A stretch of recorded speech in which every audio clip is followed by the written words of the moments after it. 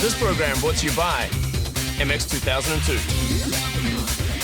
Yamaha, where you go now is up to you. Spokes Promotions, coordinating Australia's National Supercross Championship.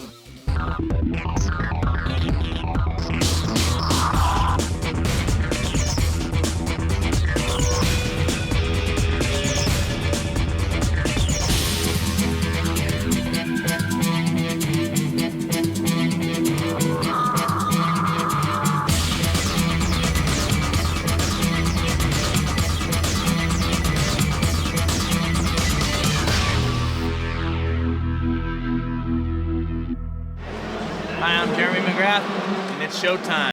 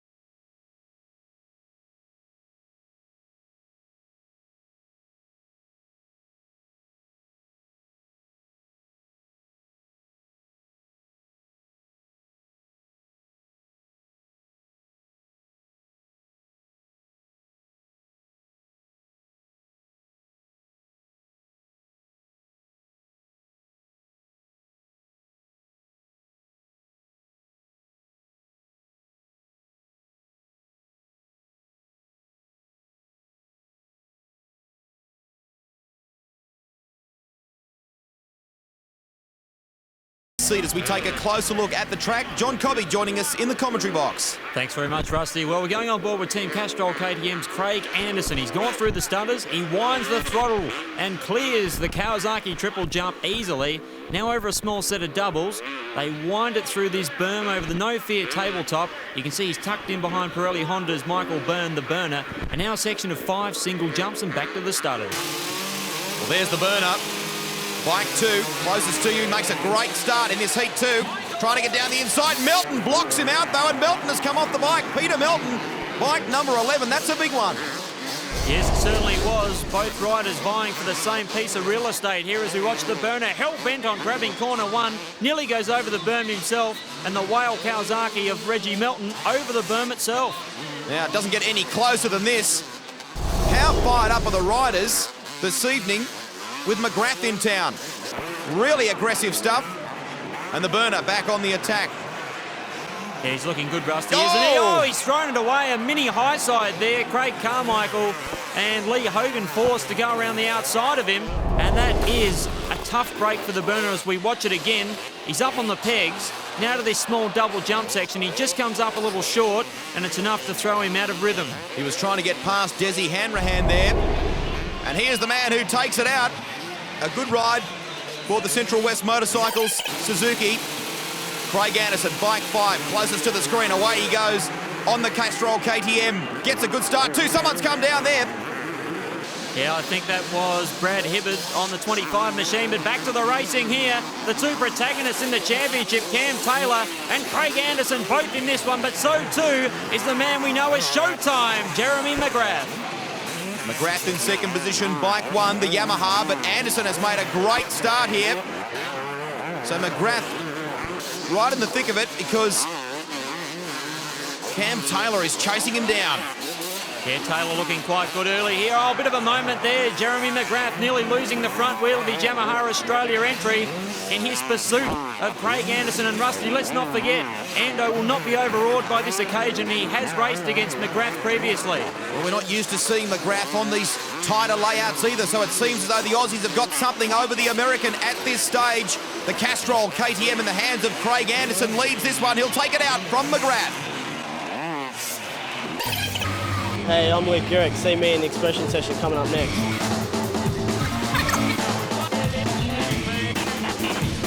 From reality to virtual reality, the very latest from THQ, MX 2002, featuring Ricky Carmichael and Australia's Chad Reed. It's out now for PlayStation 2.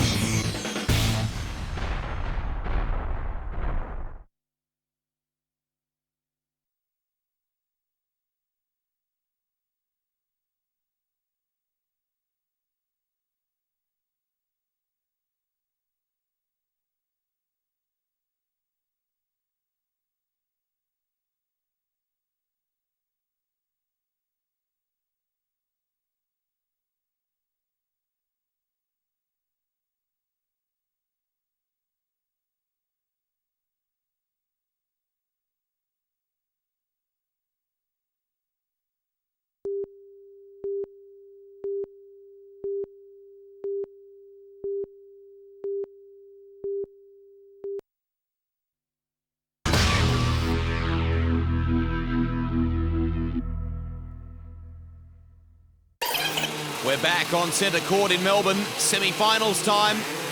Great start by Daryl Hurley, the Kiwi, bike 6 on the Suzuki. Cam Taylor trying to come with him on the Honda. The other heavy hitters in this one, Rusty, Cameron Taylor for Team O'Neill Honda, the 27-year-old Dandenong Dynamo, and also Team Castrol KTM's Craig Anderson, the current points leader. There he is on bike 5, and only the top 3 in this one will advance to the final, so he is keen to push his way through, Craig Anderson. And what about this guy? Cam Taylor fired up about the arrival of the American Jeremy Mcgrath. Wants to show him just exactly what he's made of. And he's only 12 points behind Craig Anderson coming into this 9th round of the Australian Supercross Masters Championship. And he really has been putting in the hard yards after the win in the previous round in Brisbane. Potentially, if Taylor does well at this round and the next one here in Melbourne, we could have a real cliffhanger on our hands in terms of the championship. Daryl Hurley takes it out, and he's had a real strong showing this season in Supercross terms. Semi-final number 2, about to erupt from the Wiseco starting line. That's what happens. Mcgrath on bike 1, and look at him through the first turn. Aggression personified as he launches his way through the stutters, gasses it up over the Kawasaki triple, and the burner hot on his tail. Yeah, he's made a great start, and we should keep in mind that Michael Byrne hasn't been on the bike for around about 2 weeks. He's had his tonsils removed and is feeling it, I guess, a little bit in the fitness department at the moment. Of course, Supercross racing, very explosive. You really got to get out there and strut your stuff because you haven't got a whole lot of time to do it in. I guess that's what makes it so attractive to us fans of this great sport. Mcgrath on 1, the burner on 2. It's Yamaha versus Honda in a terrific fight. The packed house here at the Rod Laver Arena. Loving every moment of this. One of the top Aussies against the best in the world, and not a great deal in it in this semi-final. These two will advance through to the final, providing nothing goes wrong between here and the finish. Byrne, a late charge, not enough though, because Mcgrath takes it out. Jeremy Mcgrath dominant, but now it's last chance qualifier time. First and second to transfer to the final. This is it. Paul Broomfield looks good on bike 31. He makes the start. Metcalf, Hogan and Milton Myers back in the pack here as we go through it, half a lap in. Tough start for Danny Ham. Look at that there. Metcalf getting muscled out by Peter Melton. And there's Lee Hogan on the Kawasaki. Metcalf has also been coming on strong in recent rounds and is particularly pumped up about this round at Melbourne. Look at that block pass attempt on Melton. and almost gets through on him. Now Melton fights back. What a tremendous dogfight this is, Rusty. We've got Hogues and Melton going at it, handlebar to handlebar. We've got the young 19-year-old South Australian on bike 7 in Shane Metcalf, absolutely desperate to put his O'Neill Honda into the final. This is a great contest. Well, you don't always have to win the start to take out the race. You can attempt a come-from-behind effort like this one of Metcalf as he muscles his way, or attempts to, on Lee Hogan. This is pressure stuff, trying to get into the final. The 28-year-old Cranbourne Victorian resident Lee Hogan trying to fend off a desperate South Australian. Meanwhile, Paul Broomfield out in front looks as though he's going to make the transfer here, but it's not over yet. Metcalf goes wide, Hogan takes his line, and this absorbing fight continues with only a couple of laps remaining. Yeah, time running out for the final transfer spot, and Metcalf finds a way past Hogan. It looked as though Hogan may have made a mistake of some kind there. Not sure what happened to the Kawasaki rider. Metcalf not settling for second position. You are never safe in terms of that transfer spot. He chooses a different line and finds a way past Paul Broomfield. Metcalf has taken the lead, and he's going to take this one out. What a thrilling race for Shane Metcalf.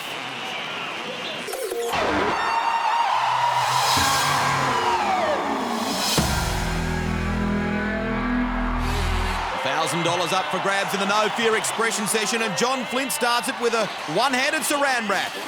He makes it look pretty easy, doesn't he? The young Victorian who now is specialising in freestyle motocross, and he goes again there with a hill clicker, no-hander lander, as we watch it here, showing great agility, and he lands it like not too many can. Now, Robbie Marshall with the can-can, the Queenslander. Introducing a little bit of martial law here as he shows us great pivot on a can-can, the young 17-year-old for Noise Motorcycles, and he goes again with a beautiful cliffhanger. Let's have a look at this.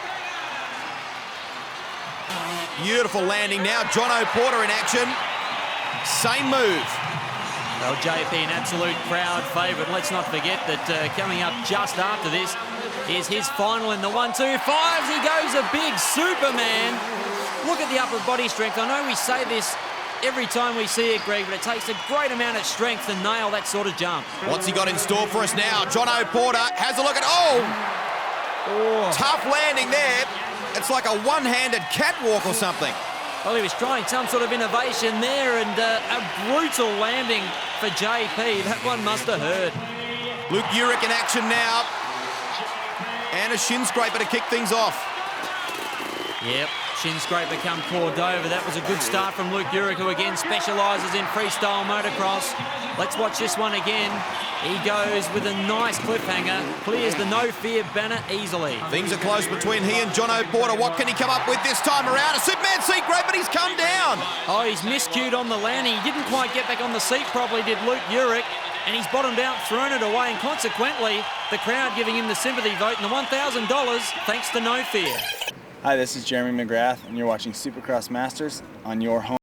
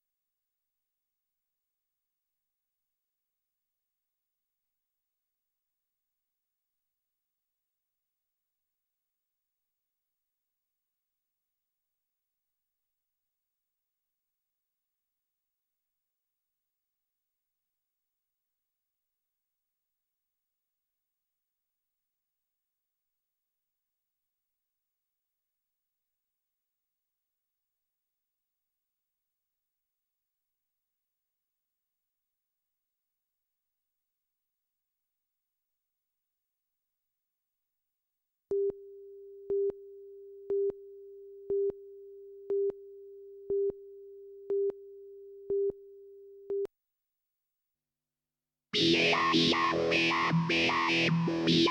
a superstar, he really is. He's been described as the Tiger Woods of Supercross, a cool, quietly spoken American whose freakish ability on a dirt bike is awe-inspiring. Jeremy Mcgrath has won just about everything there is in Supercross, but the 29-year-old from San Diego isn't ready to hang up the helmet just yet. I've achieved more than I ever set out to do. You know, it was kind of a surprise to have such a long career like this. And, you know, when I was younger, a lot of the guys that I looked up to retired when they were 25, 26. You know, I'm 29 and still at the top of my game. So, I mean, it's a surprise to me as long as it's lasted. But, hey, I got to ride it all the way out. You know, I can't stop too early. Mcgrath admits to being surprised at his success. Since his last visit in 1990, he's become a two-time world champion and won the tough AMA Supercross series a staggering 7 times. Right now, there's no one better. The fans have expressed unprecedented interest in his Down Under return, and with family members living here, Mcgrath couldn't wait to get back.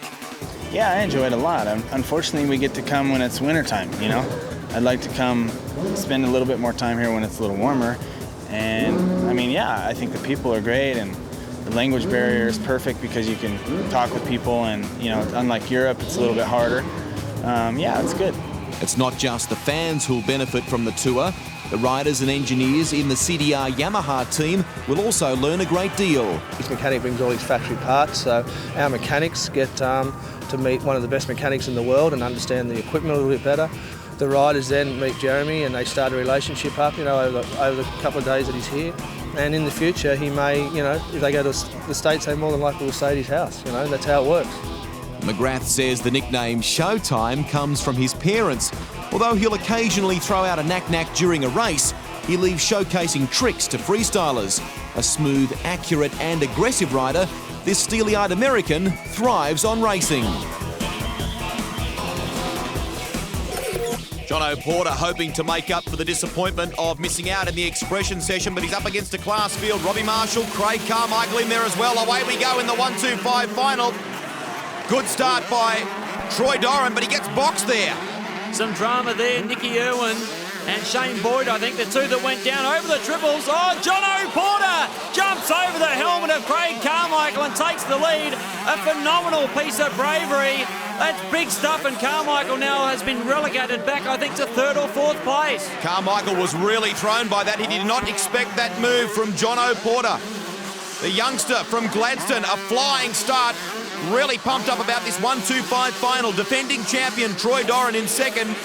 Carmichael on bike 32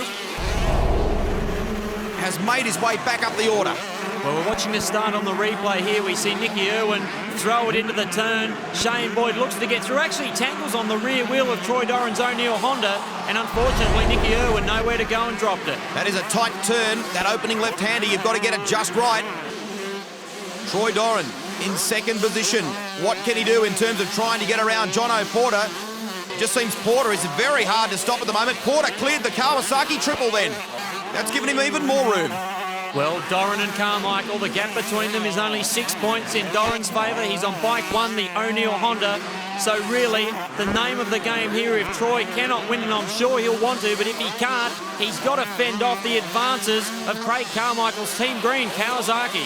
Doran made some good ground across the stutters there, but Porter has made the better of the traffic. 1 lap remaining for this man on bike 8, Jono Porter. Well, it's crunch time now. We've got Doran who's stumbling a little bit. Carmichael almost cuts the track. He goes for an inside move. They clash shoulders. And the Team Green Kawasaki moves into second. So important in the championship, Rusty. It's difficult to tell from that camera angle, but it looked like Carmichael may have cut the corner. Either way, played right into Jono Porter's hands. He takes out the 1-2-5 final. Carmichael muscles his way into second, and Doran settles for third, and those valuable championship points. Further back, Boyd recovers to finish fifth. The last sort of 3-4 months, my speed's been really good, but unfortunately I haven't been able to keep my bike on its wheels. But you know, tonight everything went well. I wasn't quite riding as smooth as I would have liked to, but you know, the guys were catching me, and I put a bit of pressure on myself, and I was starting to make a few mistakes. But hey, that's what racing's all about. Porter is now just 9 19 points behind Craig Carmichael in second position, and only 4 separating Carmichael and our series leader, Troy Doran. The crowd really getting off on Jeremy Mcgrath. The second wave of US riders this year, 17-year-old sensation Travis Pastrana at the Sydney Superdome, October 2021. Have you got what it takes to mix it with Ricky Carmichael and Chad Reed? Put yourself on the rider's seat with MX 2002 on PlayStation 2. Out now.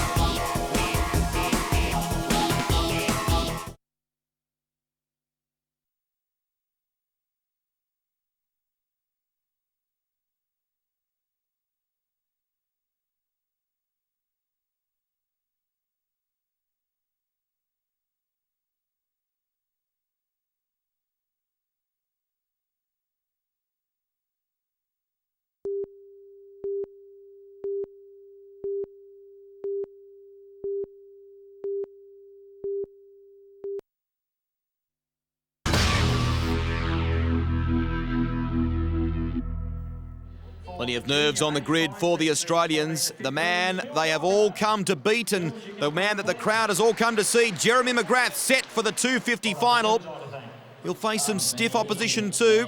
The Honda contingent, particularly Cam Taylor. He's got the championship to think about, and more than just that, $8,000 for first prize, part of a $300,000 prize pool in the Supercross Masters.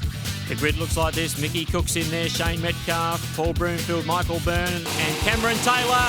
Time now to ignite this pumped up field into action. We're away. 20 laps and Mcgrath, what a start. He locks turn 1 and he's about to leave the field in his wake as he soars over the team green triple jump. This man is pure class, Rusty. He made a very clear statement there. Ultra aggression in that first turn, Jeremy Mcgrath. He wanted to lead this one.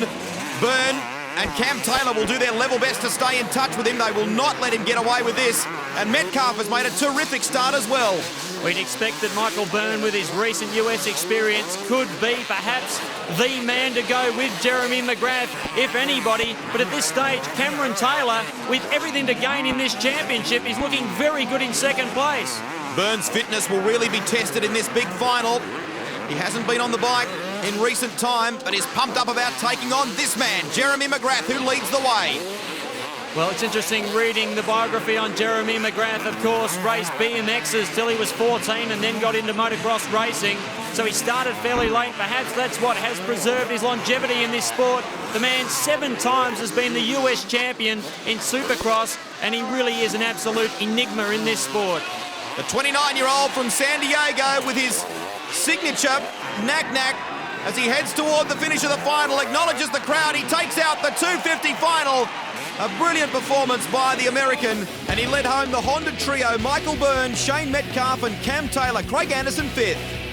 Had a great race. My Yamaha put me right out in front, and from there it wasn't too much of a problem. The track was pretty good tonight. It was a little tight, and I needed to get a great start like that, so that helped. There's now just 10 championship points between Craig Anderson and Cam Taylor. Shane Metcalf is in equal 4th. And we look forward to this man, the 17-year-old US whiz kid, the current 125cc AMA champ, Travis Pastrana. He's coming our way on October 20 and 21 at the Sydney Superdome Grand Final weekend. He's curtailed his US racing this year and is focusing on the Dome. On behalf of John Cobby and our entire team, that's bye for now.